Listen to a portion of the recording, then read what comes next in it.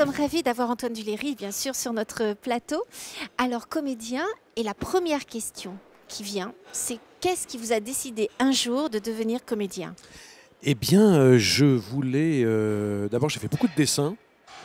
Et après, j'étais un garçon très timide et j'avais besoin tout le temps de me mettre un peu en lumière. J'étais tout le temps à me mettre en représentation pour exister, pour lutter contre ma timidité. Et c'est ça que je crois qui m'a donné le goût du spectacle. Mais ma première aventure théâtrale, je crois que c'était au lycée. Ouais. Et souvent, les acteurs sont des grands timides et ça m'a permis de déplacer ça et surtout de faire rire. J'ai tout de suite eu envie de faire rire. Et donc, à 18 ans, je suis allé au cours Florent. Voilà. Et je voulais être Belmondo que j'ai rencontré après. Ouais, puis une belle carrière du coup. Merci. Alors, comédien, comment, d'après vous, va évoluer ce métier avec les générations qui arrivent, qui vont très vite, etc. Est-ce que vous pensez que ça va changer ce métier?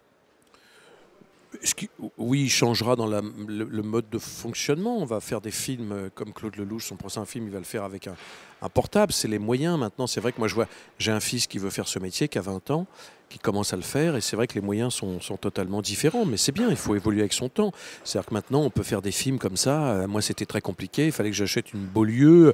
Tout était lourd. Maintenant, tout est possible. Alors après, ceux qui vont réussir, c'est ceux qui travaillent plus que les autres. Mais c'est formidable. Mais il y aura toujours...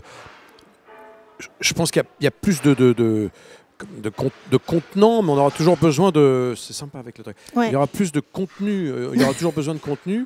Et je pense qu'effectivement, on va trouver d'autres moyens pour faire ce métier, mais que finalement, il ne sera pas forcément... Vous savez, quand le parlant est arrivé, on a dit le cinéma est mort.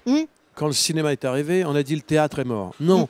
Donc il y aura toujours du théâtre, il y aura toujours du théâtre vivant, et puis il y aura toujours du cinéma, avec des moyens évidemment beaucoup plus faciles.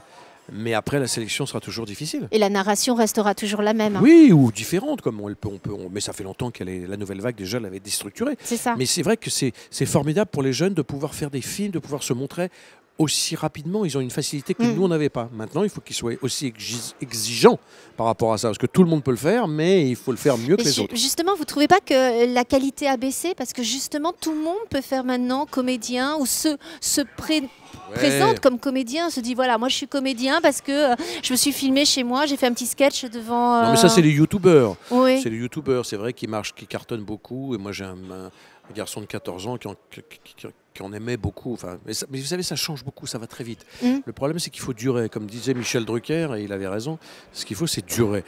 Donc, c'est ce que je dis à mon fils qui veut faire ce métier, il faut durer.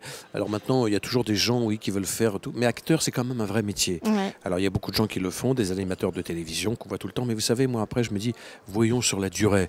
Ils se sont amusés, tant mieux. Il y en a qui sont formidables. Moi, j'ai pas de... Mais c'est un métier. Et ce qui est important, c'est que ça dure. Alors, j'en ai vu tellement, vous savez, qui sont passés, qui ne sont plus de ce métier. Donc c'est important vraiment, c'est d'encore de tenir la place et d'être toujours là. Alors évidemment, on a l'impression que tout le monde veut faire ça. Oui, tout le monde veut être acteur, c'est vrai. Mais rendez-vous dans 10 ans. Rendez-vous dans 10 ans. Cette télé, rendez-vous dans 10 ans. Genre même heure, même place, même pomme. Un clip dans lequel je suis, vous savez. Oui, je sais très bien. Et on parle beaucoup du Grand Paris. Et d'après vous, comment sera le Grand Paris dans 20 ans? Ça, j'en sais. Alors là, c'est une question piège. Mais vous l'imaginez comment? En tant que comédien, vous avez une super imagination, donc forcément, vous avez une idée. Je l'imagine sans voiture. Ouais. Je l'imagine un peu comme au Moyen-Âge, avec des forains partout. Non, pas du tout, mais en tout cas... Des chevaux. Des chevaux. Je l'imagine peut-être sans voiture, avec peut-être plus encore de parcs...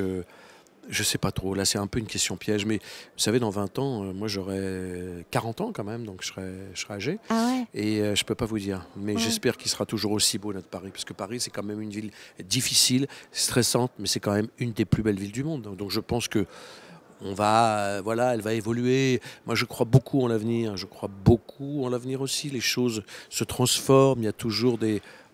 Tout ce qui ne te tue pas te rend plus fort, comme disait Nietzsche. Non, mais c'est vrai, donc il y a des choses, vous savez, c'est des vagues. C'est des vagues, mais on revient toujours aux mêmes fondamentaux. Merci beaucoup, Antoine. Merci à vous.